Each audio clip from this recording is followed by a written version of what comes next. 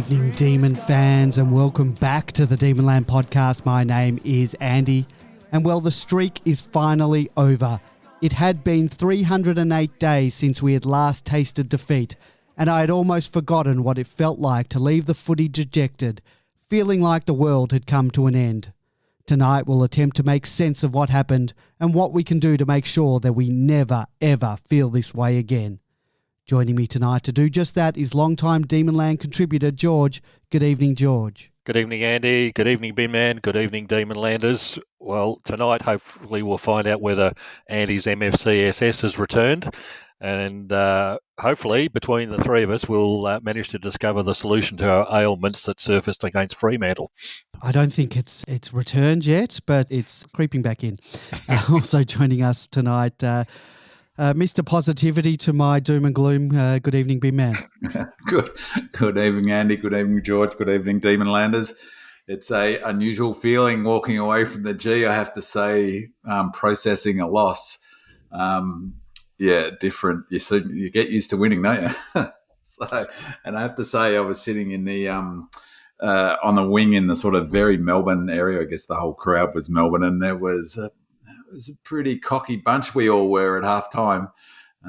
So there was a little tribe of Freo fans in a big empty bay right next to where I was sitting, and they were a happy bunch and well-deserved as well. It was an impressive performance from Freo.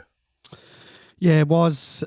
Caught me a little bit by surprise. It's not that I don't rate them. In fact, I do. But as I'll go into it in a moment, may as well go into now.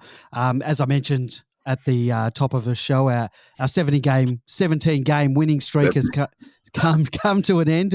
It was a remarkable run that most of us have never experienced in our lifetimes. The run, of course, contained our drought-breaking premiership win, and I'll forever have fond memories of that period. And it's a run that I really hope that we do get to experience again. Having said that, run came to an end in the worst possible way.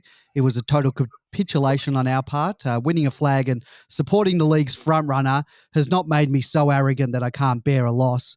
And I know that there are many factors that contributed to it, and we'll no doubt discuss those tonight. But I feel that we simply just rolled over. There's no doubt that Freo are a good team, and I would prefer to go down to a decent team than be beaten by some poxy team due to inaccuracy.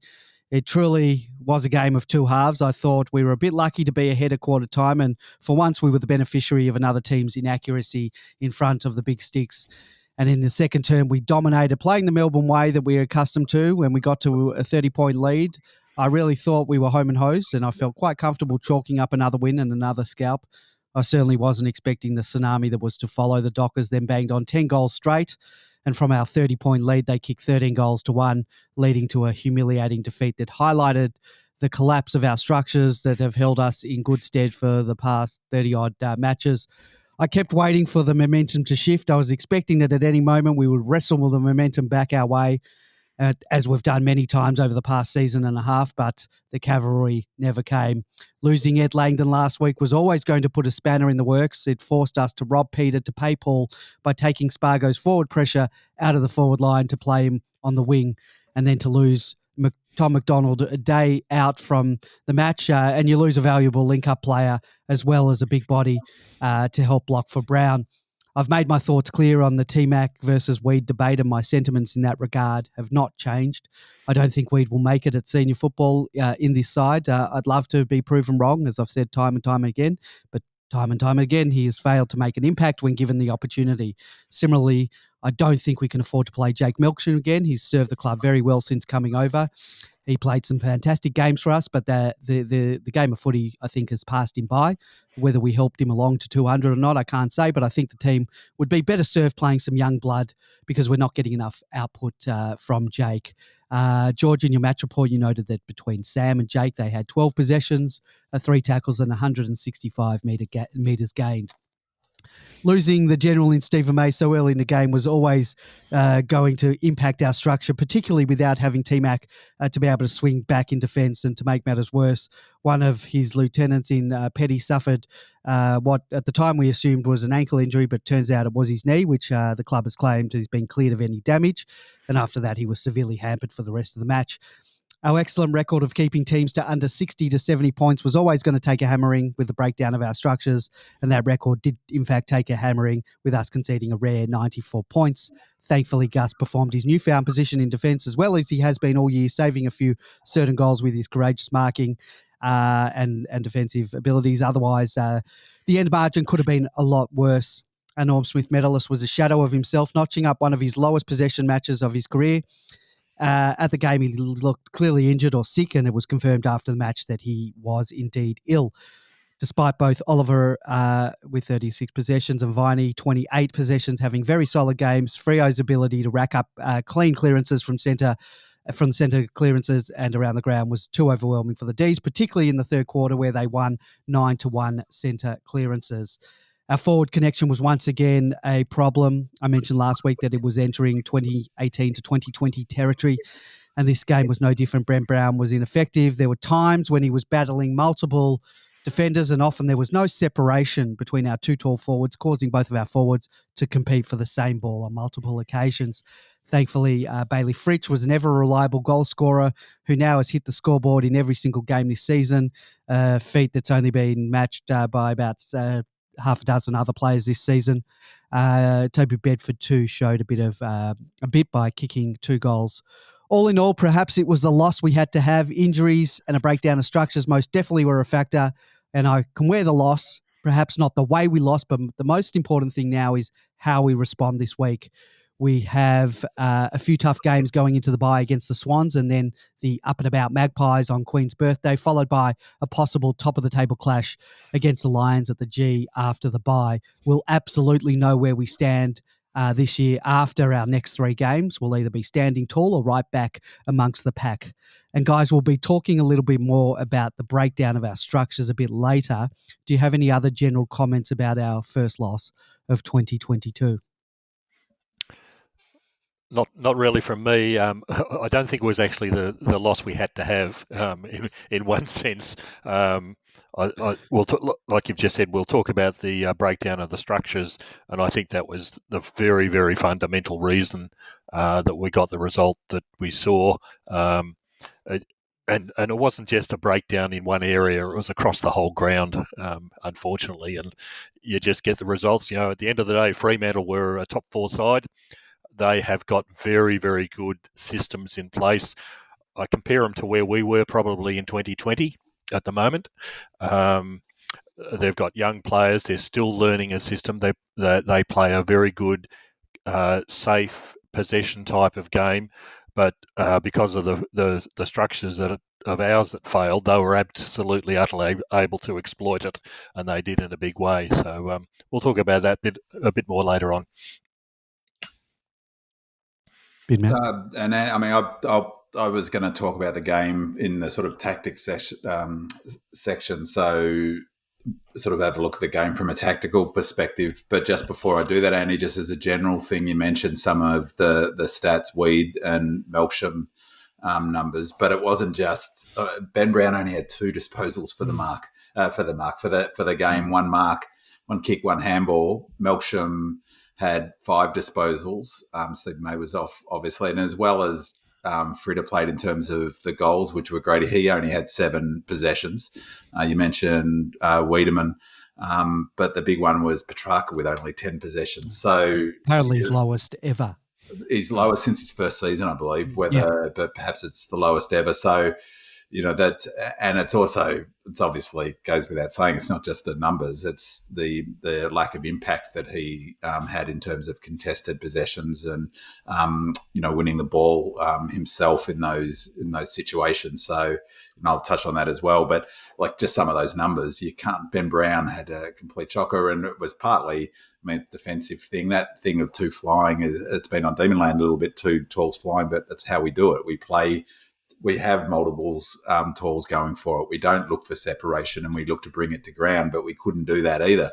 And so we were outmarked incredibly, and I'll touch on that as well. But, you can't have that, 4 or 5 players with such a low output and, particularly one of them being tracked. So it was a really curious decision to play if he was sick enough to only be able to rack up 10 possessions.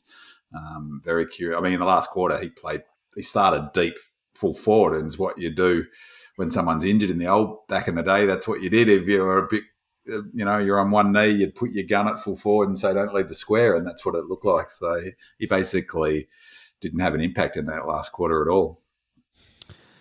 No. We usually go into our tactical talk segment, but we realised George's improvement relates to Big Man's tactical talk. So we'll get into that shortly. We'll go into our positives now, and when we talk improvements, then we'll get into the tactical talk.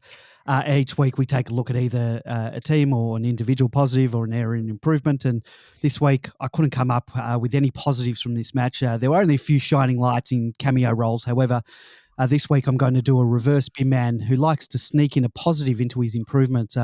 This is a little bit of a personal positive, which is a spin on a negative. The superhero Spider-Man, his Uncle Ben once famously claimed, with great power comes great responsibility. So too did our great unbeaten run come with a great weight of expectation. There was a lot of external noise for Ghazi, if you will, from footy pundits claiming that we could go throughout the season unbeaten. And as a result, I had been having some very anxious moments with that weight of expectation on our footy club. And sure, I would have loved a flawless season, but it was always going to be ambitious. And there was that other bit of anxiety gnawing at me, and that was the potential humiliation of having an unbeaten run going into a grand final, only to lose on that one day in September. And it was keeping me up at night. So heavy is the head that wears the crown. And thankfully, I've now been spared the suffering of that horrible fate. It's as if a great weight has been lifted off my shoulders, and hopefully the pundits will stop with the demons are unbeatable narrative now, and the team and the supporters can shed some of that heavy burden that the weight of the Premiership Cup has been inflicting upon us. I slept pretty damn soundly after the loss, whereas in the past, I would have been a mess for days. So in a roundabout way, this is my positive for the week. Perhaps I'm still basking in the warm glow of Premiership glory. It's amazing what finally getting your hands on the cup can do for your disposition after a loss. And that's where I am now. I'm not a blubbering heap. My MFCSS hasn't overtaken me. I'm pretty happy considering all things considered. I think you're cured. No, I can't say that yet because we've got some tough games. If we fall in a heap in the next 3 weeks, and particularly after the bye against the Lions, well, it'll be back with a vengeance, baby.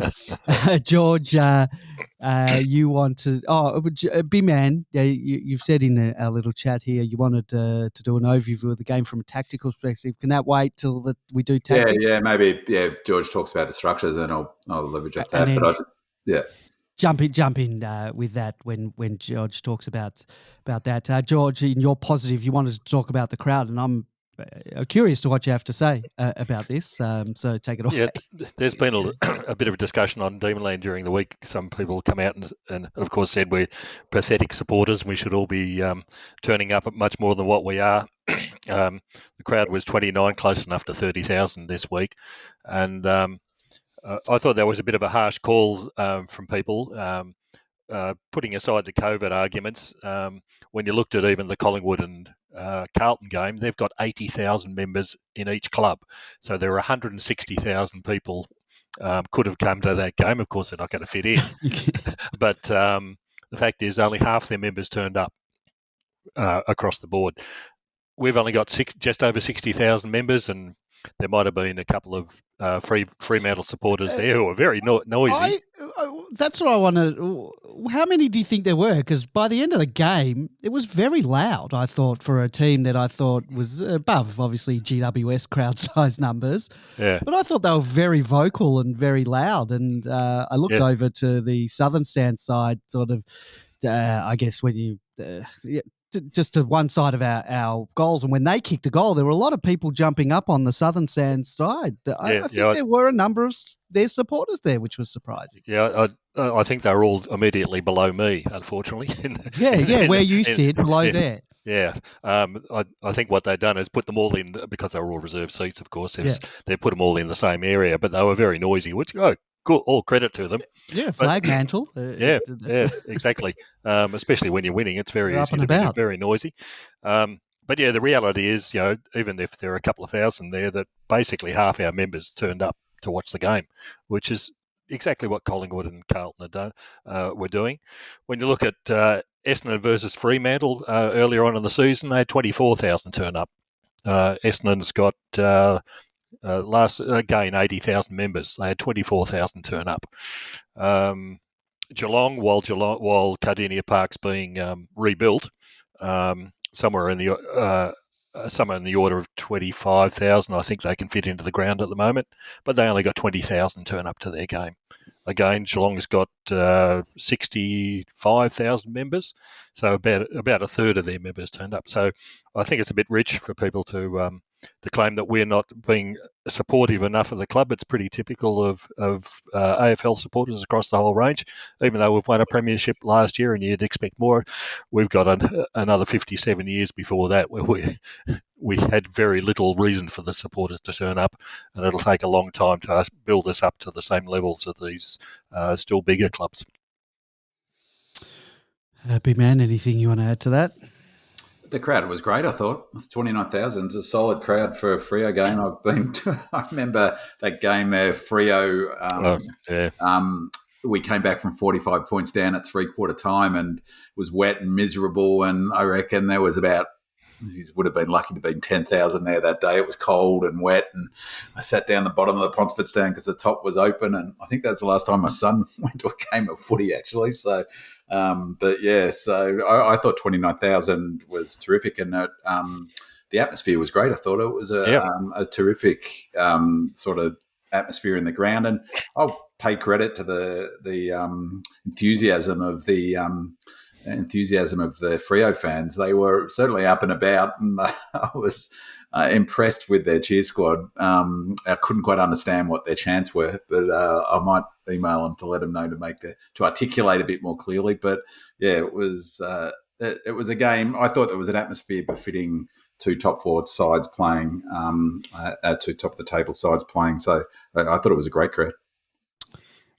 And not to mention that it was at a terrible time. 4:45 was. It's really it's cold as well. It was sunny on the train on the way in, and then I got into the ground. It felt like it dropped 10 degrees walking into the G. We have a caller on the line. Good evening and welcome to the Demonland podcast. Who am I talking to? Yeah, my name's Noah from East Bentley. Thanks very much for taking the call. Pleasure. The question I wanted to ask the guys, as sad as it was and frustrating watching to see Melbourne lose the game from about half time, do you really think that, Petrarca was ineffective and you could see that, there was still a few niggling injuries from Maxi Gawn and Lever with, the knees and stuff. Do you think that we should have rested them in hindsight, guys? What's your perspective? George, you want to take that one? Resting, I think we've got a pretty definitive statement from the coach about that. It certainly doesn't seem to be part of our DNA to be resting players. It's part of the training regime that you train as you play and you play as you train.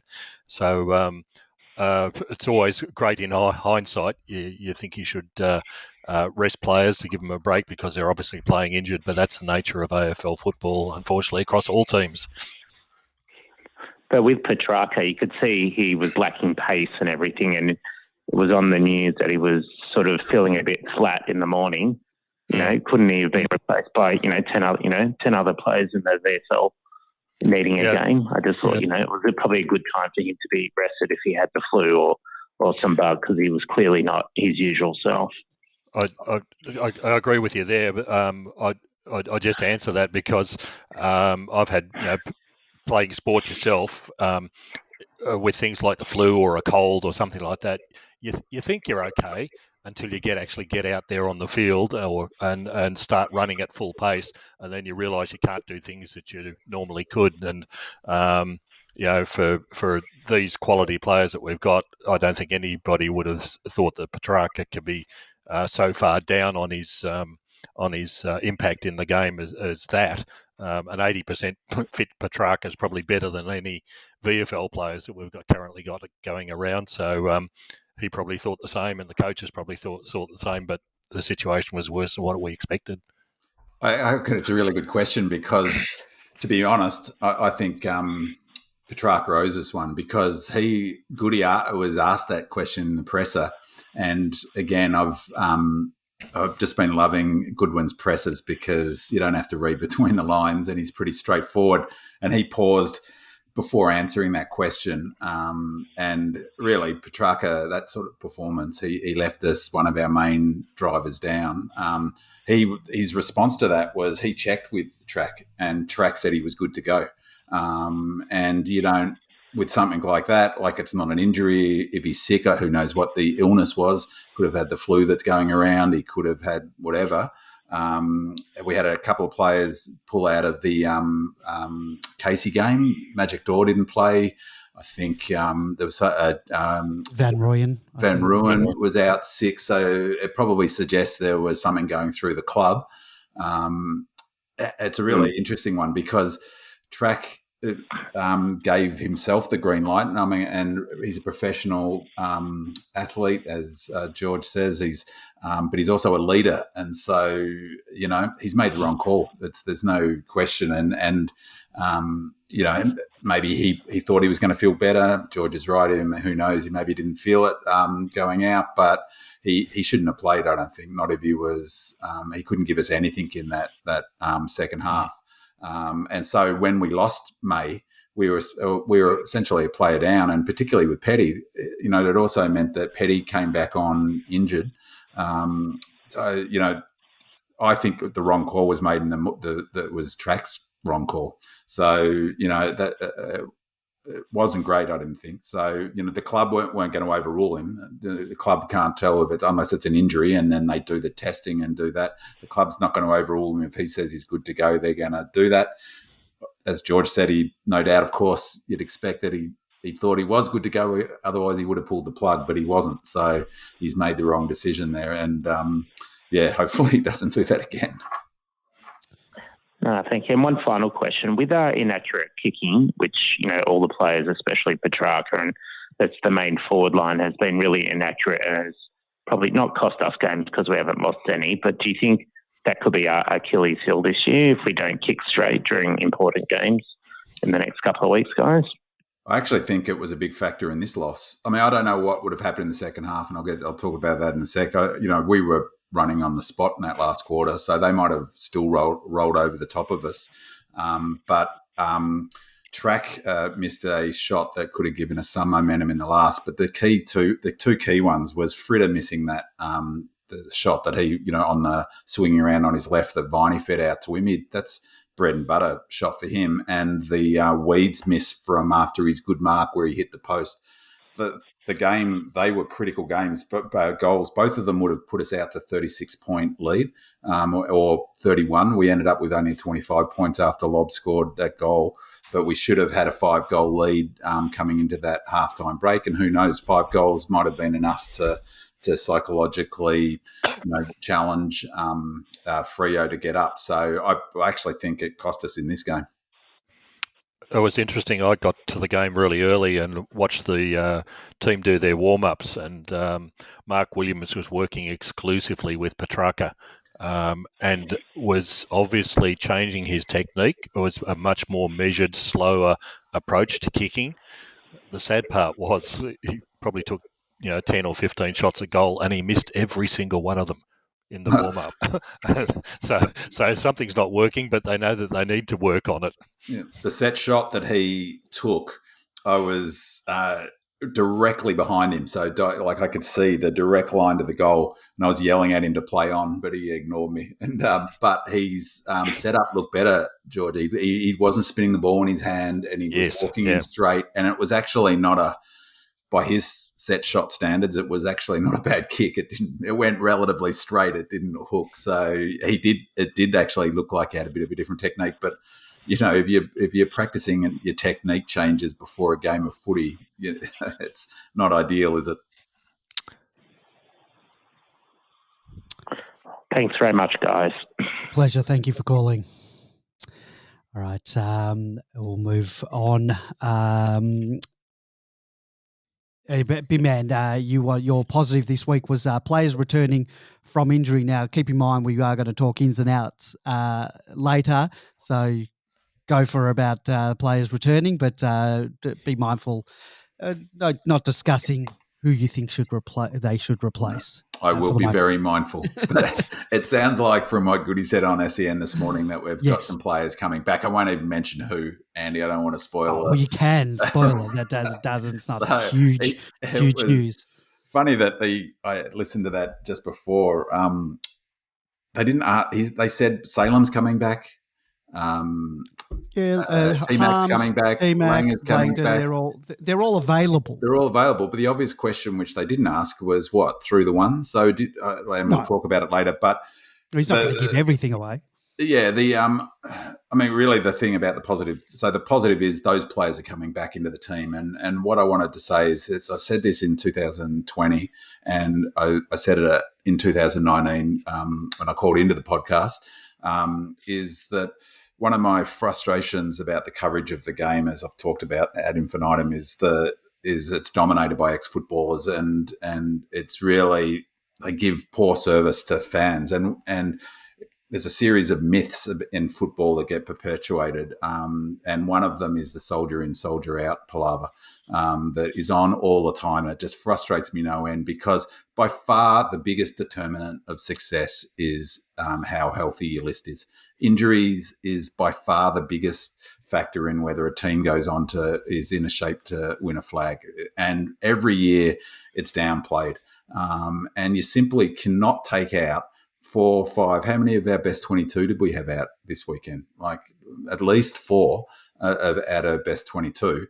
You can't take a quarter of your side out, a fifth of your side out, and expect to have to not lose anything. We were playing Freo, who are a top 4 side, who I rate super high, who were pretty much, they were only 1 or 2 players short, maybe Switkowski and Fife short of their best 22. And we had 4, maybe 5 out. And so when May went down, you had Dunstan who came in, who's been serviceable, but he's somewhere between a really good VFL player and a average AFL player come in to come off the bench. You had Wiedemann in rare bad form. And so, you had players you had Bedford, who I rate, but still he's, in for his first half a dozen games. And on top of the players we had out, we had Chandler, who was suspended. So he would have probably come in as the Medi-sub, arguably probably ahead of Melksham. So it wasn't just that, the game and Freo played well. You just can't, it's a massive, massive factor. And just from, you add in Track's obvious illness, then, you're always going to struggle. Doesn't matter. We would have struggled against most teams in the 8 with that sort of injury. And the T-Mac one was a really big, Goody mentioned it a few times, and he mentioned it on that SEN show. That was a late call in the week where they had to shuffle what they were going to do. And it really meant that we didn't have the flexibility, as Goody pointed out, to throw someone back when May went down. And it was a bit ironic to see Weed going back, and he doesn't look a defender. He certainly doesn't look like a winger, and they looked all out of sorts at one point where they almost got a 6-6-6 where Wiedemann ended up on the wing, and I worked it out when I watched the replay. He was transitioning to the back line at that point. He couldn't, he got himself all in a fuddle. No one knew what was going on at that stage. Like the people directing him from the bet, no one knew. So it was a bit of a shambles. So the improvement is we've got some good players coming back, but it's also, I think it's really important, to just for all Dees fans to keep in mind is that we're not some magic team. If you take 5 of our best teams out, we're going to struggle. And if we've got 5 of our best players, best 22 come finals time, we'll struggle come finals as well. So luck plays a big part.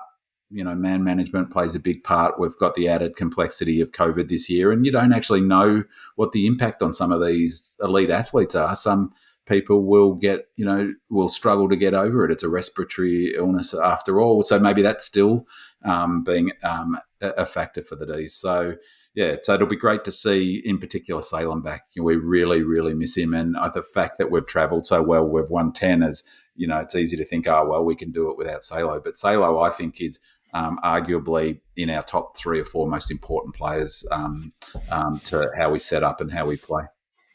You have a look at, if you watch our finals last year, look at the Brisbane game, look at the grand final first quarter, and he's essential. Absolutely. And he also plays, they've talked about it a lot with May going down. Maxie was asked a few weeks ago, who's the most important player in the team? Who could you least afford to lose, he was asked. And he's quite funny, Maxie, but he said, well, apart from me, obviously, Steve May. And he mentioned the big factor is his leadership down there. He's the general. And similarly with Wiedering for Carlton going out, you could see how that threw Carlton out completely as well. But Salem's authority and leadership down there is really underestimated, I think, because you've got May and you've got Lever who are so demonstrative. But Salem is hugely important, both in his leadership, but also how he controls the movement of the ball from the halfback flank. And for the first time in a long time, we looked a bit rattled in that third quarter, I thought, in terms of how we were moving the ball when we were rushed. Salem never gets rushed. And, he keeps the team sort of focused and controls it. And he's one of those players really good at sensing when we're in trouble, and he takes it on himself to maintain the footy and maintain control. So, it's great to have him back. Hopefully he's back in this week. Before we move on to the improvements, I want to apologise to those listening live. I had changed a setting early on my system, and they were only getting my voice and not yours, you guys. So for the first 20 minutes of the show, you guys weren't being heard. So apologies. Wasn't trying to silence you. Anyone listening to this podcast via a podcasting app later on will get your dulcet tones. So don't worry about that. Let's go to improvements. There is, for me, there's just no cohesion at the moment with our connection into the forward line. We've had this issue in the past. It's been well documented on this very program on demonland.com and in other venues. It's an aspect of our game. The last year was working particularly well in the past few weeks. However, I think we've really struggled. And I mentioned earlier, I think we've had that separations with our forwards. Big man, you disagree, say that's how we do it. When we do, we often lead to the same spot or the ball is kicked up to the same 2 players competing for the same ball. And I get that we tend to go towards the boundary to play the game of percentages, essentially forcing the ball out for a throw-in if we can't mark it. But I feel that T-Mac does work better with Ben Brown than, say, Weed does. It didn't help that Weed had to go back and Ben Brown was left with 10 big defenders on him.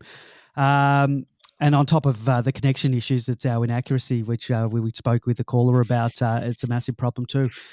Big man, some of your improvements cross over a little bit with mine, so you can elaborate on what I just said. You wanted to talk about your improvements this week, a bit of an amalgamation of some of your previous improvements that have come home to roost. You want to take it away? Yeah, so three of the improvements that I've discussed in areas we can, certainly that are concerns, that second tall is one of them. And I think that we saw, I don't want to jump on the Bag Wiedemann train, but what he doesn't do down forward is what T-Mac does a lot of, which goes unnoticed, is screening and blocking. And Weed doesn't seem to have that sense of how to block or when to block. I know T-Mac was an elite level basketballer, and as George can attest, blocking is one of the key skills in basketball. And T-Mac's really, really good at it. And that was one of the reasons why, they've got an excellent defense and they zoned across super well. Pierce is a terrific defender. They really were clever in how they did that. But big job for Weed went for the second tall forward is to block and create space. And that didn't happen. And with T-Mac getting, that sort of, I guess, on the wrong side of of 28, isn't he? Like 29, T-Mac now. Yep. And Weed struggling. That second tall is an issue, and it really, I thought, came home to roost a little bit on the weekend, is that we had an ineffective main tall, obviously. Benny Brown had a really poor game. He didn't get the cover that he would have got if T-Mac was in. He didn't get the screening, but we gave him no space to lead into. They played him super, super well, and we just couldn't he couldn't give us what Benny Brown wasn't giving us, but didn't do that role of the second tall. So it's a bit of an issue for us, particularly if T-Mac cops another injury.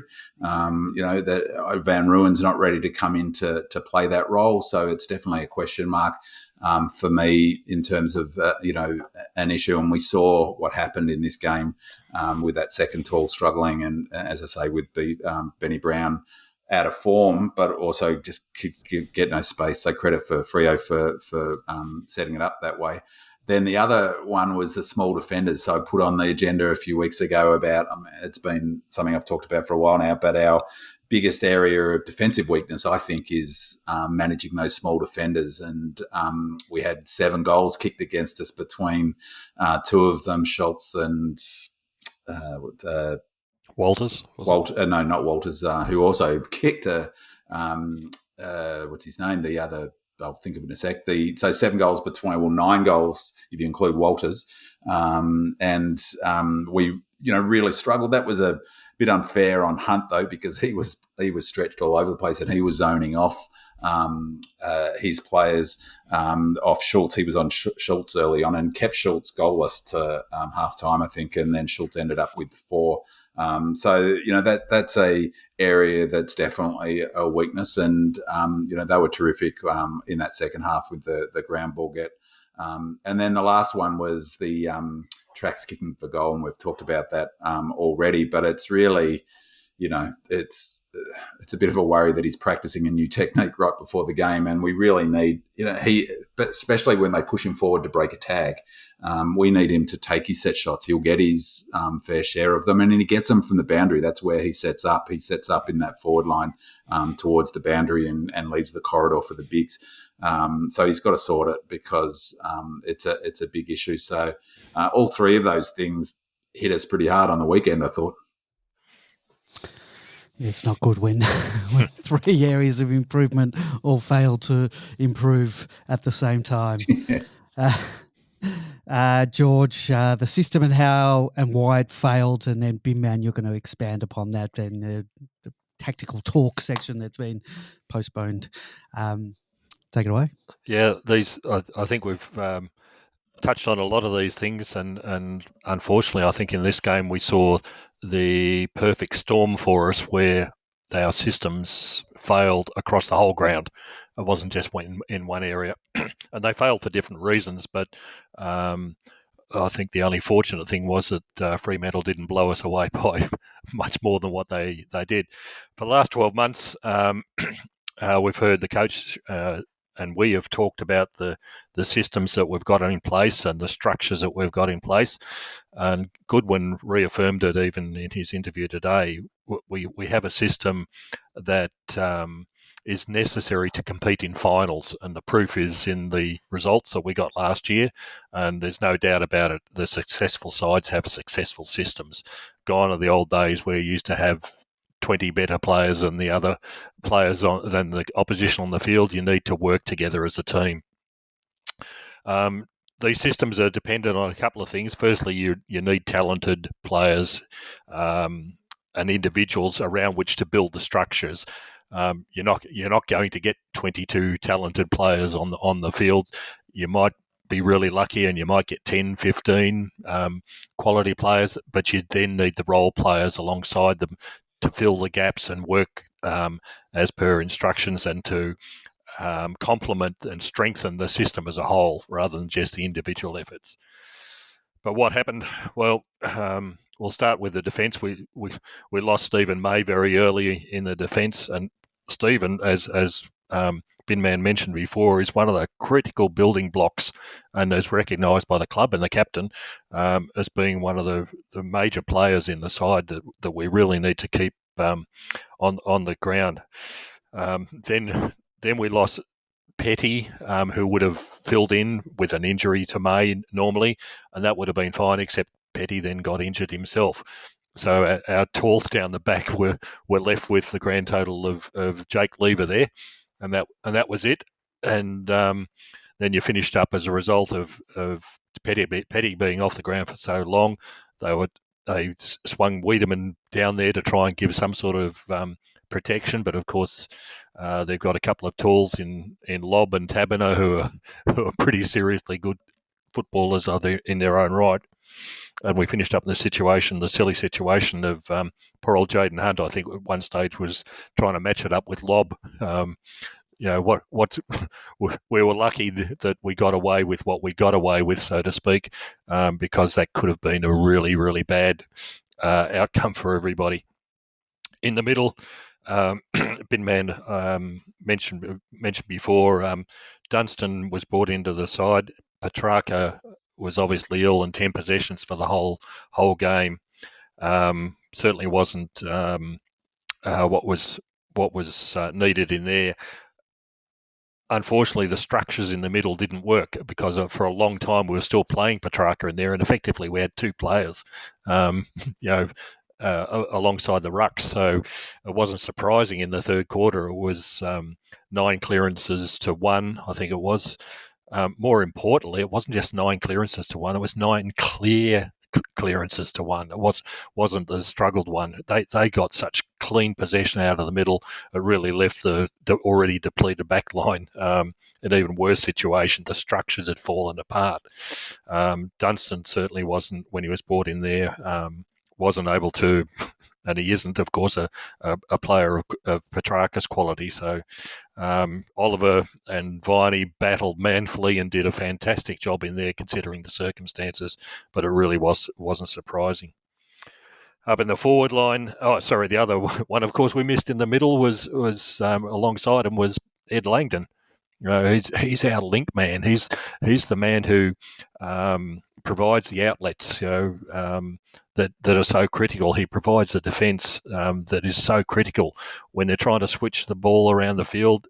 Ed's already out there on his man, shuts it down really quickly. And in this case, we had Melcham coming in as a replacement at a very slow pace at the very best. If he put his efforts in, it just left big holes in the structures that Fremantle just waltzed through simply because they're a possession side. If you let them walk through the structures, they will keep possessing. We saw it time and time again. Chip the ball to the next one, chip the ball further up the field, and the Melbourne players just weren't there to try and stop it. So down the forward line, again, the structures collapsed. Wiedemann didn't provide what he wanted, and as Binman's mentioned, T-Mac does so much that people don't appreciate.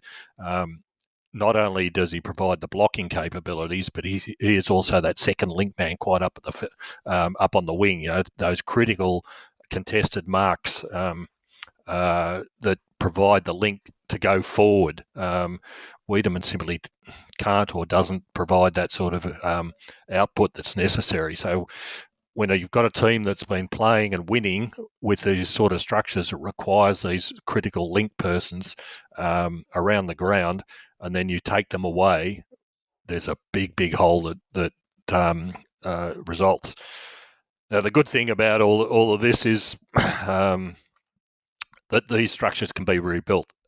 We've already talked about the players that are possibly going to come back this week. T-Mac provides that strength to the forward line. Langdon hopefully is back this week, and he'll provide those links up the wing. Down the back line, let's hope Petty is okay, but Tomlinson had a ripper of a game at Casey, and we'll talk perhaps a little bit more about that later. But more importantly, you're putting players in who understand the systems and the structures. I don't think that people like Dunstan and Wiedemann and Melcham provide that same solidity in the structures that's required to make it successful.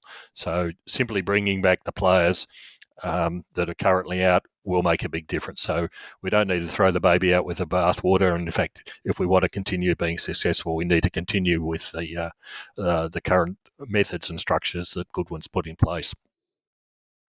Just on structures, it cannot be underestimated, the impact of having May out combined with having Langdon out from a structural perspective, because it's not just the structural impact of that, and particularly Langdon. It's the technical bits of his game that he does that you have to replace. So one of which is he's averaging something like 17, 18 kilometres running a game. It's how far he runs per game. So you've got to replace those kilometres. You then take out the kilometres that track isn't running because he's clearly under the weather. So suddenly you've got 25 kilometres you've got to cover.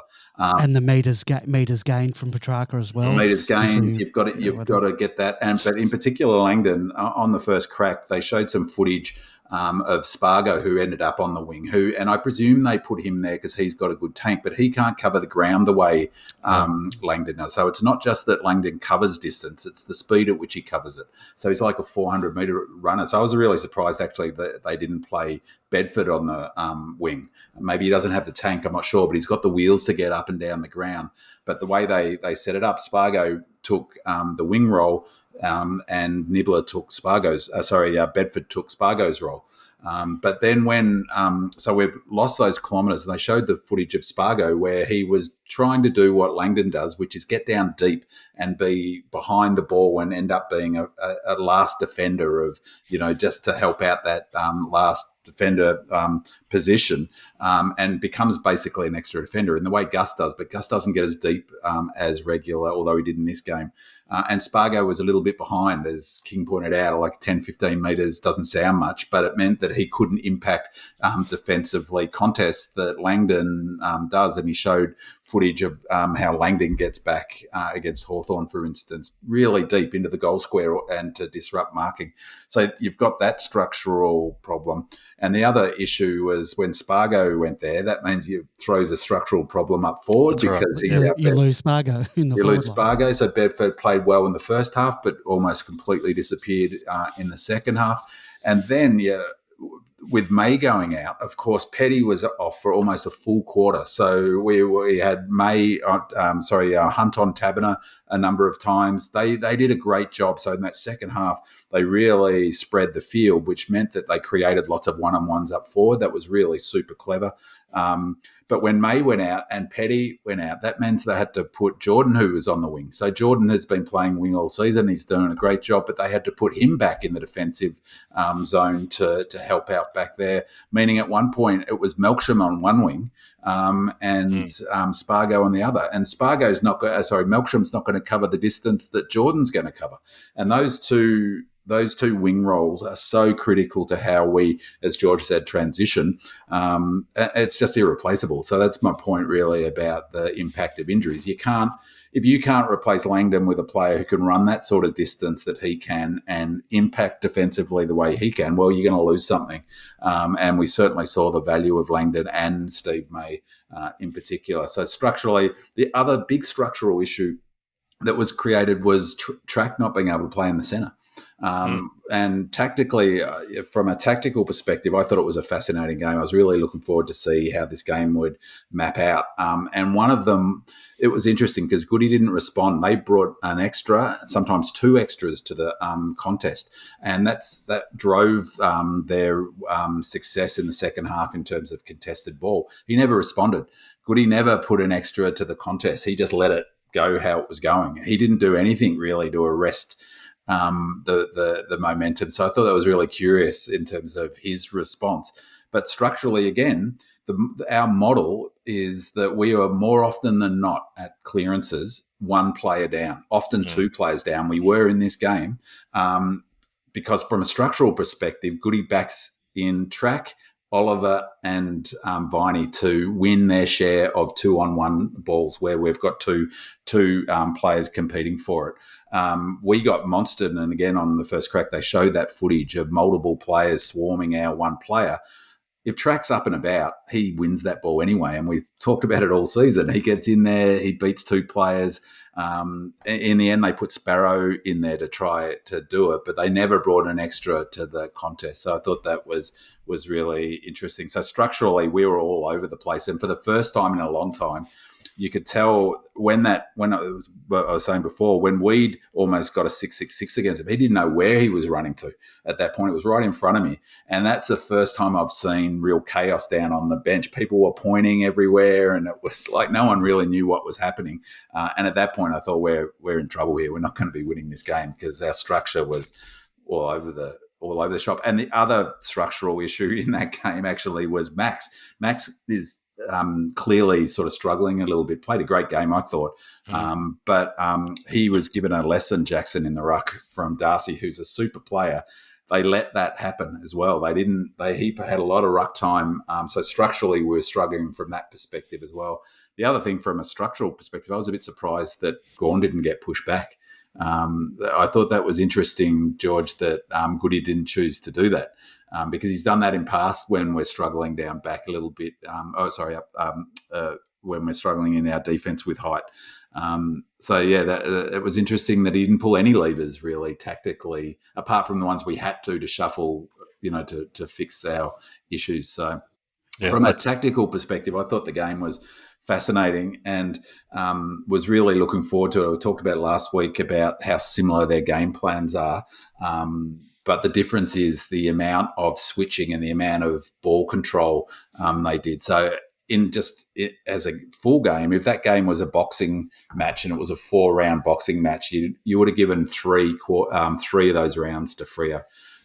So the first quarter, even though it felt like it was even, they actually generated score from 47% of their forward 50 entries, but it was their inaccuracy that meant that they didn't have a lead. They were actually, it was keeping us in it. We scored from 40% of our inside 50s, which was terrific. But at the end of the first change, Freo led contested possessions count by 8. So they were well up already and contested at the end of the first quarter. That was our equal third worst quarter for contested possession differential for the season. And 3 of our first 4 worst quarters for contested possession differential have been in those first quarters. So we didn't start well. We were lucky not to be behind in that first quarter. We got the game looking like our game in the second quarter. That's when we did the work, and was watching it at the ground. They really couldn't switch. They couldn't get it going. So we lost May 10 minutes in. He should have been taken off immediately. I'm not sure if you guys noticed, but when he got up, he was like a boxer. Speaking of boxing, he was wobbly on his feet. When he got up from that thing, they should have taken him straight off. I was amazed. He was on the ground for another 4 or 5 minutes and took a contest, and he almost got run down from behind. He looked like he was in La La Land. And they took him off almost directly after that, and he didn't come back on. I thought that was strange that they didn't take him off immediately, because it was clear that he'd got a head knock. But then that second quarter, we did get it back on the way we liked it. And Freo couldn't transition. They kept on trying to swap it across, and we were good enough to keep it, to keep them doing it. So, but they didn't. We hadn't really felt the impact yet of May, but that was because we dominated inside 50s in that quarter. So in that second quarter was the only time that we had any real looking like our game. We won the inside 50 count 17-8 for the second term. So not having May didn't really hurt us in that quarter, because they just couldn't get it down there. We did a great job. That's the other thing about Langdon, is that it's not just his running, it's his running for the whole match. And so we couldn't cover it. We were starting to blow up. I mean, our players weren't covering it. But then the third quarter, I thought was super impressive from them. George, you wanted to jump in there, mate? No, not yet. It was just a tactical point when you're finished. Yeah, so then in that third quarter, they really went to work, didn't they? They smashed us in centre clearances. They won 9 centre clearances to 1 for the term, and that meant that they generated 9 more inside 50. So they basically flipped the second quarter numbers around. And what they did brilliantly, a couple of things that I thought tactically worked super well for Freo, is Logue was sent to at the beginning of the game to tag May, and Longmuir said that in his presser. And so Logue, who's a defender of, a defender, he was put in a forward defensive role, and his job was to shut down May. So they identified May as a critical player for us. And what was really good tactically is they left him there. And so they really, really stretched us. In that third quarter, we were starting to run up and down on the one spot. Well, we certainly by the end of the quarter, and they were just stretching us beautifully. And it meant when they did get into the forward line, lots and lots of their forward line, lots of one-on-ones. They really did a good job of doing that. And then the other big thing they did tactically in the second quarter, and again, this relates to Petrarca being out of it, was Aish to Oliver. And he dominated the first half, Oliver, but he got, I think it was 12 possessions in the second half, so it's not a horror show, but Aish definitely impacted, but which if we had track up and going up to his normal level, it wouldn't have mattered so much but you took out. Petrarca was already taken out of the game, and they took Oliver out in that second quarter. We had no answer for Lob at all. And then in the ends, they had 130 marks, which was another tactical, which was incredible. Their highest tally all season, third highest by any side in this season. They won the contested possessions by 11, and it was even or close to even at halftime, which was our worst result in any game this season. And the big thing was that showed how that they got the game on their terms was the difference in their efficiency going forward. In the second half, they scored 12 goals from 29 entries, which 41% strike rate, and just showed like your point about the defensive structures, George. It completely collapsed our ability to do what we normally do, and it was 15-2 contested marks to them. So we just couldn't do what we normally do, which is prevent the opposition from contested marks. But in the first half, it looked like ours, particularly our sort of game, particularly in that second quarter. They only kicked 2 goals from 23 entries in that first half, 9%. Like they really turned it around at half time. Partly our system fell down, but the big part was we were running up and down. And I wonder whether, I don't want to be looking for excuses, but this is the point in the season last year where we started to run out of gas in the last quarter. We struggled. The equivalent game was the Dogs game. We won that, but we won that after losing to the Crows the week before. The next week was against the Lions. They jumped in there early and got us away, and we attacked in the second half and got over that, and then we lost to Collingwood. I suspect that they've started that loading process in that last quarter. I don't know about you guys, but we were not coming back. We were running up and down on the spot, and we looked like we did in that GWS game last year where we were clearly stuffed, basically, physically. A few of them sick, and it wouldn't be completely shocking if other players were sick as well. One of the interesting things that Longmire said was in his presser, he said about their performance against Collingwood the previous week is lots of stuff goes on in footy clubs that's not discussed. The implication was that last week players were sick for Freo, and then he doubled down a little bit and said, and some of our players have implied struggled from coming back from COVID. So it wouldn't shock me if we had a number of players actually down. It looked like that on the ground. Once we missed that, the big turnover point where Spargo missed Gawn on the wing in that third quarter, about 10 minutes in, they scored, Tabernar scored. That was game over, I thought, and we were never coming back. And it was still level at that point, I think, or maybe we were still in front. So they did a great job then of really manipulating the ground and spreading, and their uncontested marks were just out of control. We weren't stopping them, and as George noted, they were getting territory as well. They weren't just going lateral. They were getting territory and really did a good job of stretching us, and we couldn't go with them. So tactically, definitely a win to Longmuir. The second, 3 of those quarters look like how Freo like to play their game. They're a good side. They've got good system. Again, they had close to their best 22 in. We had maybe 5 players out of our best 22. And as George made a really good case for, our structure and system had fallen apart. So the loss was no surprise at all. With all of the things that went wrong, it would have been a surprise 2-win, to be honest. But it goes back to that point earlier that I said, if we'd kicked those couple of goals, if Weed had kicked that goal we should have kicked, and if Fritter had kicked that goal, maybe we would have gone in with a 6-goal lead at half time. Maybe we could have gone into control mode ourselves. That was the other thing that I found tactically fascinating, was that was the first time I've seen Melbourne in a long time lose control of the tempo of the game. Freo had the control of that game, and it was like, I don't know about you guys, but I felt like how it must be for opposition fans watching us. We just couldn't progress the ball in that third quarter after about the halfway mark, or the in the last quarter at all. We just couldn't get it forward, and so it was almost the mirror image of the stats in that third quarter and the last quarter to our second quarter. So impressive performance from Freo, and they'll be a challenge at the business end of the season for sure. The other little snippet I really liked from Longmuir, we've got Longmire next week, was once he realised that May and Petty were basically out of the forward line, out of our back line, he left Lob in their forward line. He stopped using him in the ruck, and we had apart from the fact that he's a monster of a bloke, we had no answer. We had no one to go on him, and boy, did they exploit it. Absolutely ripped us a new one with that little and Darcy, he was performing magnificently the ruck. There wasn't a reason to put Lob into the ruck at that point. So yeah, we got the double dose from them, but it was very well tactically done.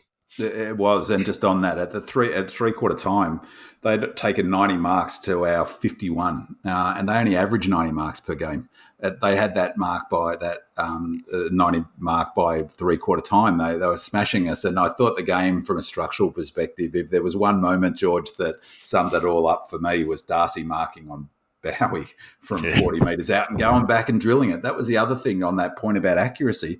Their accuracy, when they Lob and Darcy back-to-back goals from outside 50, and we had Melksham, who I don't want to bag Melksham either, but he couldn't make the distance from 50. He goes up the other end, and Collier kicks it, flushes it, just a beautiful kick from right on 50. Never looked like missing it. Went through post height, mid height. Their kicking was fantastic. Jeffries was the player I was thinking of before, and he was thrilling to watch. He was terrific. That was a complete performance from him, and we had no answer for him. So they, not only were we inaccurate, they also were super accurate and took their chances. I felt a little bit like it was similar to the Dogs game round 17 last year. Because Goody had seemed as if he didn't try anything tactically, as he didn't in that Dogs game. He made no moves to. It was as if I'm not suggesting that he gave up, but it was like, well, I'm not going to use my tactical cards now. I'll wait to the big time before I start using anything like that. So, good coaching performance from Longmuir, that's for sure. I don't think you can not show your cards. We don't want to be well, he didn't throw the magnets around. I mean, what his most radical move was Wiedemann in the back line, and it wasn't really a raging success, was it? He doesn't look a natural down there. Yeah, no. But we've got to play them again later in the year in Perth. We've got to play the Brisbane Lions twice. Geelong at Geelong. We can't hold our cards to our chest. Well, I think you can when you figure you've 25 points down, you're not going to come back. He could see which way the wind was blowing. Yes, no, in that case, yes. Yeah. I mean, obviously early doors he will have tried his stuff, but it was really tactically, it was Longmuir who had the ace up sleeve, and Aish worked for him. As George said, Lob worked. But Logue was super important, so they kept him up forward. He's not much of a kick, fortunately, but he really stretched our height and took some excellent marks as well, Logue. I think the player you were talking about was Frederick. Fredericks, Jeffries. Yeah, Fredericks. Sorry, Fredericks, if you're listening in the off chance. Yeah, but he was terrific, wasn't he? Yeah. I think Goody's problem was not just the magnets on the board, but a few of the magnets had lost their stickability and had fallen off. I think we'd really run out of options when you look at some of the placements that we were forced to do just to fill the holes. So it wasn't surprising. Yeah, and that did. Okay, I've got a bit of time for Dunstan, but he lacks a bit of polish, doesn't he? He lacks a little bit of that sort of top line class. And I think all in all, our disposal was, I didn't mention it, I thought our disposal was terrible. Our handballing was off. We weren't hitting targets, mostly a lot of the time by hand, but by foot as well. It was a poor effort all round. it was. And one final thing from a tactical perspective is quite, that we were in that situation that we put other teams in. And so we started to try go through the corridor and take a bite off a risky kick to the corridor a couple of times. Gus tried to hit Nibbler in the corridor. Wiedemann twice tried to hit someone in the corridor. We gave up 2 goals and got none from that. And it's that catch-22. When you're behind, you need to attack. And just the other thing I thought actually was a really important thing for Freo is that, in fact, that we didn't score more goals than them in that second quarter. We could have easily been, if they'd attacked, they defended really well in that quarter to contain us to only a 25-point lead. And part of what they did, if you saw it, they really flooded back. And so they did what Melbourne often do, is to, when the opposition's got the momentum, limit the damage as much as possible, and did a pretty good job of it. And so arguably that set up their second half, because if they'd gone in 36 points down, it would have been completely different to 25 down. All right, let's move on. Good analysis.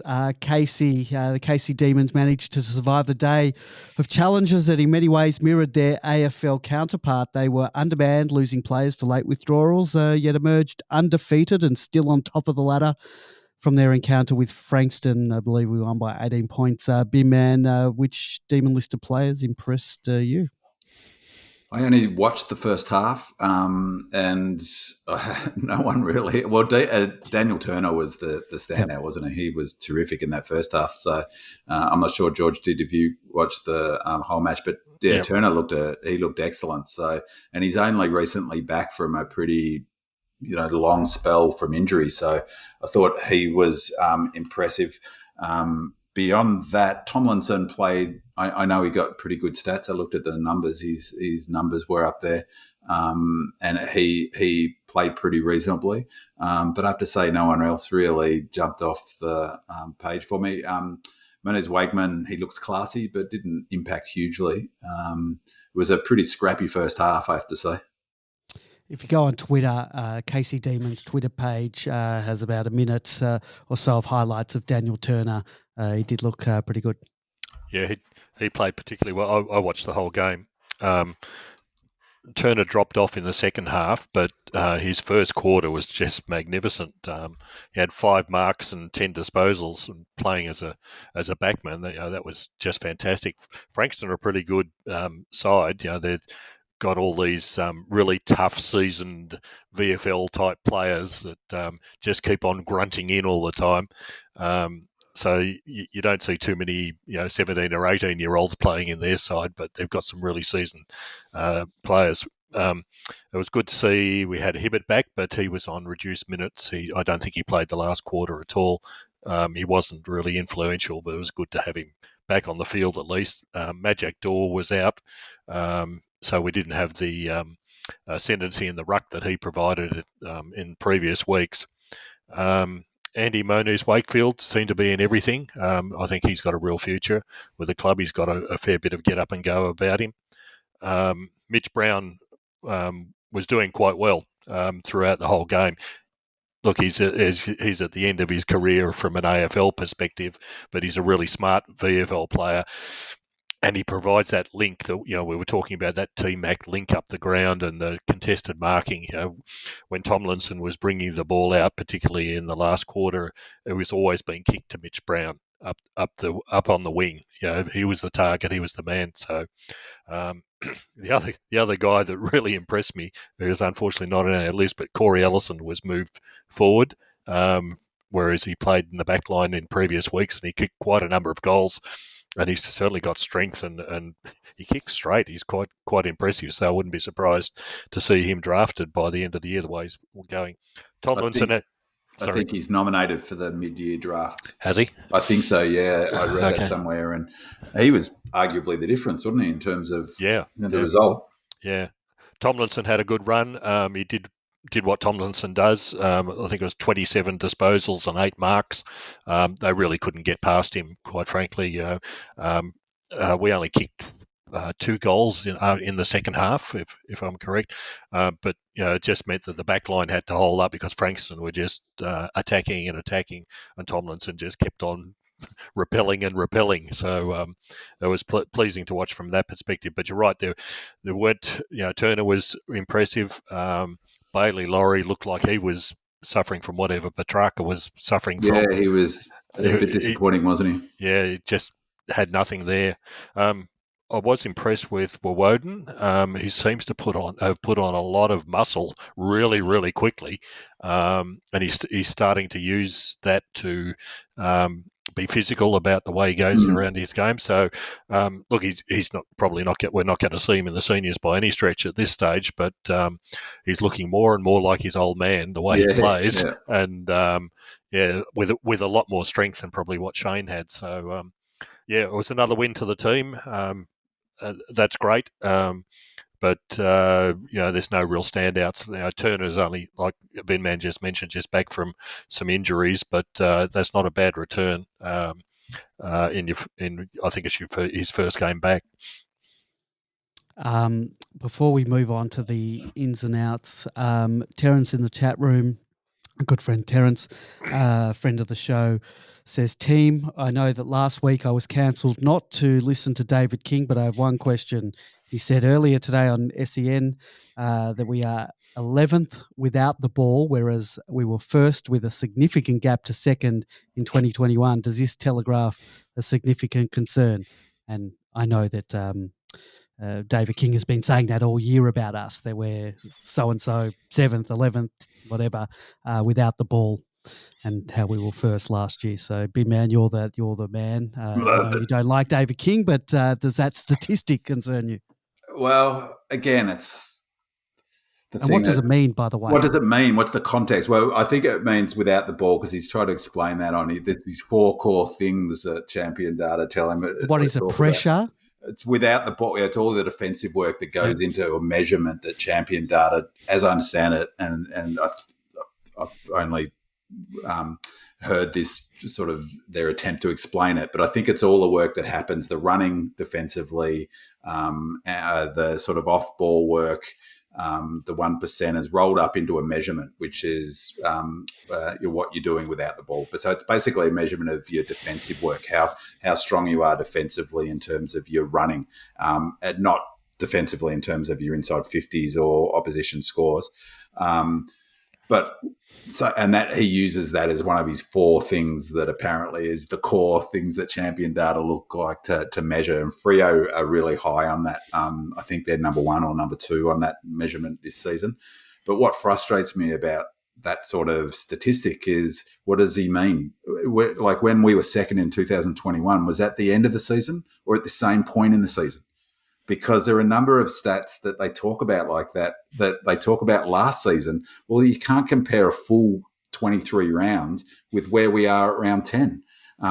What it would suggest to me is that we're missing a lot of our defensive players, and gee whiz, we're missing Salem. We're missing, we're missing Langdon this week. We've had Petty out. We've had Lever out. We've now got May out. We've had Hibbert out of our best back 6. Rivers has been down. He's clearly not running on top of the ground as well as he was. Lever's struggled. So they're part of the context for that number. But I would love to know what the comparative number at round 11 is. That would be more useful measurement as opposed to saying what the number is in round 10, comparing it to a full season last year. But I bet you David King didn't give any of that context. But so it's potentially a concern. It would be. We're not probably likely to be as strong a team as that number doesn't improve by the end of the season. But let's come back to it at the end, round 23, and see how we compare against last season instead of sort of apples and oranges, really. Or don't listen to David King. Or don't listen to David King. I can't help myself. Kill 2 birds with one I can't look away. Yeah, Terence, you've got the same advice 2 weeks in a row now. All right, let's go into the changes. This could be a big week for changes for the Demons. Stephen May obviously will be forced to sit out the week due to concussion protocols. On the radio this morning, as we mentioned, Goody said that all of Ed Langdon, Tom McDonald, James Harms and Christian Salem would be available for selection. We don't know who will be going through the twos. Most likely Salem will be, but he could come in. Well, Hibberd, I doubt it. Even though he played, he probably have another week or two in the twos to get that match fitness up. Tomlinson putting his hand up to replace May. The club stated that Petty had been cleared of any damage to his knee. But then again, I think the week before last week, we noticed T-Mac had ended the game on the bench. We'd never heard anything, and then all of a sudden he was out. So not sure about Petty. I was told today that he was running at training, so I hope that's good news. So, guys, who comes in, who goes out? Big man, I'll start with you because just with your outs. Then I just sort of from a structural point of perspective, George, is that I'd forgotten to mention Harms. So Harms was an absolute critical out as well, because who replaces him? So when you lose, Melksham came in nominally to replace Harms, but then suddenly Melksham's on the wing replacing somewhat with Jordan. Well, who's replacing Harms and who's replacing? He would have gone into the centre. If we had Harms and track down, Harms would have taken probably 50% of the centre bounces in that second half. He's a big out from a structural perspective too. I spoke with Max at a player sponsors function, and he said that'd be Max Gawn. That's Max Gawn, yes. Do you know any other Maxes? Well, I do that actually. That would be relevant to this podcast. I'm just casually name dropping. Yeah, I like that. No, but I spoke. He said, "Don't underestimate James Harms and his importance to the team. You know, he's not an Oliver or a Petrarca, but he is an important cog in that machine." And we missed a little bit of his hurt factor, didn't we? In terms of he tackles to hurt, and we didn't really have that. So, now, sorry, your question, Annie, was who's ins and outs. Ins and outs. Who's coming in? Langdon, if he's fit, obviously comes in. Langdon comes in, and desperately need him, and you know it just shows you how important some players are and how close it is between success. You can't imagine Salem would come back in. I don't know, but mate, it depends how fit he is, I guess. From a fitness, I would imagine he's quite a fit big guy, but I don't know, George. What do you reckon? It's different him or Hibberd, I can see needing that time, but Salem, I don't know. Yeah, I'm not a great fan of the theory of match fitness with professional athletes like they are. You might lose a bit of your touch with the ball, but you're certainly fit enough pretty well all the time for these guys. And Salem's actually been back running for a couple of weeks, so that's a good sign. Tomlinson, sorry. And he'd be doing extra run. I'm sure he'd be very fit. He'd be doing his getting his kilometres into his legs. And like I mentioned before about Petrarca, you know, I'd take an 80% fit Salem over some of the other options. Well, Tomlinson comes in, doesn't he? And Tomlinson's a certainty, yeah. One thing, George, I did note in the first half of the game that I watched, or the half of the game I watched the Casey, is he looks like he's moving a bit better than he was at the beginning of the season, Tomlinson. He looks a bit quicker, and I mean he came back pretty early from his knee injury, so that's a real positive. He probably needs to have a genuine sort of chance to get back in, maybe at a different position, but he's an obvious in. Do we know what happened to Buddy's appeal? Has that been... that'll be tomorrow night, most likely. I think he'll get off. I mean, that's a big... I don't. I don't think he's got the slightest grounds. You wouldn't think so. I mean, he clocked him twice. Yeah, exactly. And especially how you can suggest that's not intentional. I think it's very intentional. I think he'll get off. He's the AFL's darling. Well, if he does... I'm assuming he won't get off, which is really big for us because it means that Tomlinson, you know, well, George will talk about the game, but Tomlinson can go to their, to a tall down there, and we would have struggled to. I mean, Tomlinson's strong, so he probably would have done a reasonable job on Buddy, but May was the obvious one to go to Buddy. So yeah, he'll definitely come back in.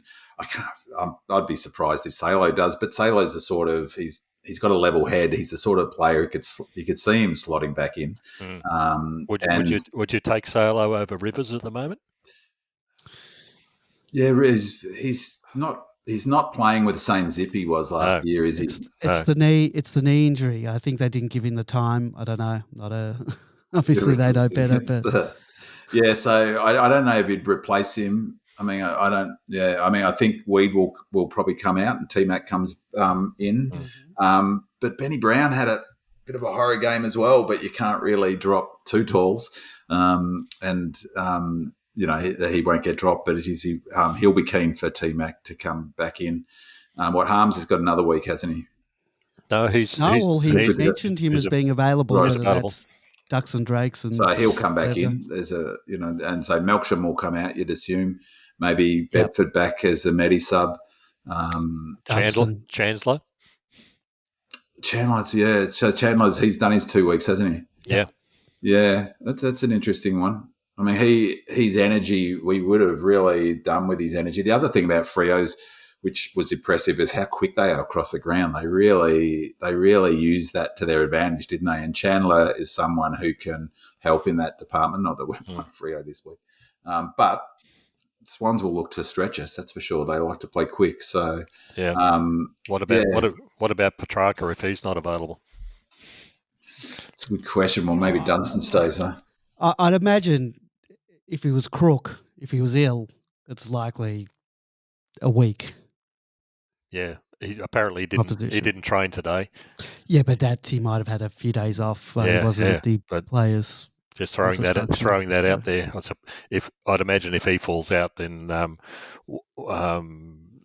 Dunstan will stay in, and Harms will replace Melksham. That seems the logical ones for me. And T-Mac, of course, comes back.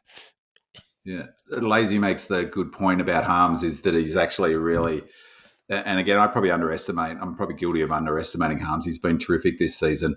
But Lazy makes a good point about he's one of our best gut runners as well. So you take him, and I forgot to include him in my analysis before, but you take the kilometres and the gut running heat out of the side as well. You just can't replace it with someone like Dunstan or it's going to be, I mean, it's really the opposite to the continuity that Goody likes is the sort of big changes, 4 or 5 in potentially this week. That would be the first time didn't even come close to happening last season, did it? There's no need to continue the form of last week. No. Change. All right. But this week, Opposition Watch, it's a massive game for the Dees this week. We play another top 8 team, and we want to cement our credentials and our place on top of the ladder. We come up against Sydney, who are coming off an up and down couple of weeks. On Friday night, they looked gone for all money early on, and then remarkably came back in the second half, kicking 10 goals to 4 to record a 6-point semi-controversial win at the SCG over the Tigers. Before you go into a bit of Oppo analysis, how did you guys feel about that free kick or non-free kick? Well, it was a free kick, and then the 50-metre penalty that wasn't paid. Fair, not fair? Would you be ropeable if it was against us? I would have been ropeable. I would have totally been ropeable, but I was Is it a 50? I don't think so. I reckon they made the right call. I mean, come on. But he's not wasting time, is he? Because that rule is for wasting time. He didn't waste any time. Yeah, but he heard the whistle go. No, he didn't hear it. I mean, I was hoping they would pay it because I thought a draw, both those teams copping a draw would be awesome. Yeah, it takes. Yeah, but I think the right call. Richmond should have won that game, though. It was they coughed it up. Yeah, Richmond absolutely, utterly choked in that game, and we've talked about the cliff before. I think the cliff's coming very quickly for Richmond, and that the players they've depended upon to get them, rightfully so, to 3 premierships, are just not there anymore, and they've gone over the other side. Dusty was almost insignificant in the whole game. He's just not there. Cochin's at the end of the run. They haven't got a backline anymore. Richmond absolutely, utterly choked in that because I don't think Sydney were all that good. No, Well, we're it's- not here to talk about. Okay, go Yeah, on, Big anyhow, Man. yep. Richmond. well, I was about to say is what Sydney did in that last quarter is what their big ace up the sleeve is, the way they can transition it so quickly from halfback flank. And Richmond couldn't go with them. Richmond couldn't control that game. They couldn't control the tempo at all in the end. And yeah, it was Hardwick's response to that question that you just asked, Andy, was about that free kick. It was a great answer. He said we were 30 points up. He was like, I'm not blaming that on the loss. Exactly. So. Is the SCG, have they extended the size of the ground, or have they just made the 50 metres smaller? Because the 50 used to go right up to the square, and now there's a significant gap. I don't know, but previously, certainly in years gone by, that 50 metres was only 45 at Sydney Cricket Ground. But it used to go right up to the square. Yeah, So is the 50 now with 30 metres? It could be, but I don't know. Okay. I happened to watch a YouTube clip of highlights that was on Demonland, I think, that Whispering Jack had put up, and I watched a bit of it, and there was a clip from, I think it was 1989 at the SCG, and the goal umpire was basically standing in a gap of about 30 centimetres between the fence and the line. It was like, it was pretty narrow little gap between the back of the goalpost. They must have extended the ground, or they've just made all the lines shorter. Anyway, opposition watch. Yeah. George, take it away. Okay. I really wasn't impressed by that game as a whole. It was a game between two mid-table sides. Richmond certainly should have won. I don't think Sydney were definitive in any real way. They depended very strongly on handball and overlap. They certainly the run and carry type of play. Strangely, they seemed. I was only watching this on television. They seem to play a one-on-one defence, which leaves them utterly exposed if the ball hits the ground. And a number of times, Richmond were able to exploit that with the smaller players because Lynch did absolutely nothing in the whole game. Lynch didn't play. That's right, he didn't. He didn't do any. He really didn't do but anything. it's still accurate, George. He didn't do anything. Yeah, exactly. It was Rewalt, I think you mean. Yeah, Rewalt did absolutely nothing in the whole game. But those are their problems. But it was very unusual watching a one-on-one defence. The other thing that I found interesting was previously players like Mills and Heaney have absolutely ripped us apart. Certainly, they were almost unsighted in the game. They were depending a lot on these younger players that they've obviously got coming through. But I don't think they're the challenge that they really have been in the past. Prior to this game, they'd only won one of their previous 5 games, and that was against Essendon, although they started the season all right. And this is personal, but I don't think Franklin is the great bogeyman that he used to be. He refuses to run and chase, and he is absolutely superb. Once he gets the ball in his hand, his kicking is without peer. But there's a lot of work that he doesn't do around getting the ball. He depends on others getting the ball to him. So while he kicks a lot of goals, it's because others are doing the work now. Will he get that opportunity against us if he plays? I don't know that he will, providing we've got our backline structures back in place once again. So, it was interesting to watch. But the other interesting thing was Laddams was against Nankervis and Soldo as rucks, and Laddams absolutely annihilated them. He was leading the contested possession getter and clearances both at half time. It was just incredible, especially when you consider who both Richmond and Sydney have got playing in their midfield. So it was remarkable. I don't know whether Hickey's going to play. He was a late withdrawal, I think, last week. But it'll be interesting to see whether they actually have two rucks again. But certainly Laddams rucked the whole game, and it didn't stop him against two very capable and big monsters of ruckmen that Richmond put up against them. So it'll be an interesting game for us. But if we've got our structures and we've got those players that we're talking about before back, I think we'll account for them relatively easy. The other good thing about this coming game is that Casey are going to play prior to the game. So Oh, wow. you get to see a reserves game and all the others. So get to the ground early, and we should get a decent crowd as a result. That's a great initiative. I read that on Demonland and just thought it was terrific. I personally think the Swans are overrated. Like they rely on that quick ball movement, and it's a bit like one of those weapons that's if you can take that away. It's like the Dogs last year. If you can take that flip handball away and the way they get it outside the contest, it really neuters them. And up forward, I mean, it's a good week for May to be out if he's going to pick a week in terms of if Buddy's out, because that leaves Logan McDonald as their key forward. He looks a really terrific young player.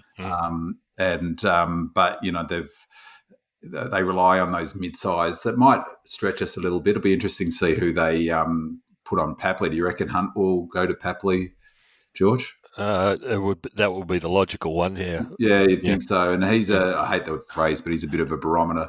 Yeah. But he hasn't really done a great deal this year, and he's a sort of player he doesn't do enough, I don't think, defensively. So if he's not kicking goals, unlike Cozzy, you know, he's just not providing enough pressure. But their weakness, their particular model, the way they bounce off half-back flank and really look to run, if we are down on fitness, maybe we'll struggle a bit to cover that. But if we're anywhere close to full fitness with those players coming back, our model really is the total, like you saw with what Richmond did for the first 3 quarters, is our model is really kryptonite to that fast ball movement, and they'll struggle to do it. But the other big one is, I mean, much will depend on, hopefully track is okay, but their midfield is young, and they've deliberately done that this year. They're blooding a lot of young players through their midfield, and you know, our midfield should physically smash theirs, and it'll be interesting to see their response this week after a loss. That's the other thing that, you know, the monkey off the back, a little bit of a lot. It's a weird reverse monkey, but you know, it'll be an interesting experience for them after so many wins to come into a match having lost a game. And you know, you wait, if we lose this game, the pundits will be all over Melbourne, you know, after the week, and I reckon Andy's MFCSS will have, you know, he'll have an eruption of blue and red spots all over his face. Yes, got a cream for that. Having said that, I thought when I watched it last season again during the off season, that Sydney game at the G last year was just about our toughest game all season physically. They really served it up to us. But you know, I watched a few of their games this year. They don't strike me as physically at teams as much as they were last year. Well, certainly in the last, as you said, George, last 5 games have won that one. They've dropped off quite a bit in the last 4 or 5 weeks in terms of their contested ball and the way they're going into contests. Well, I think we'll leave it there for tonight. Thank you, George. Thank you, Beer Man. Thank you to our caller. I forgot your name. Apologies for that. And thank Nilo, you. I think. Is it Nilo? No, I didn't quite catch it either. Nilo. Yeah. Thanks for the call. That's about a call back next week. And one day you might, like Beer Man, be a co-host of this show. Thank you all for listening to us. We'll be back next week, hopefully discussing a return to the winners list. Go Demons. Go Red Legs.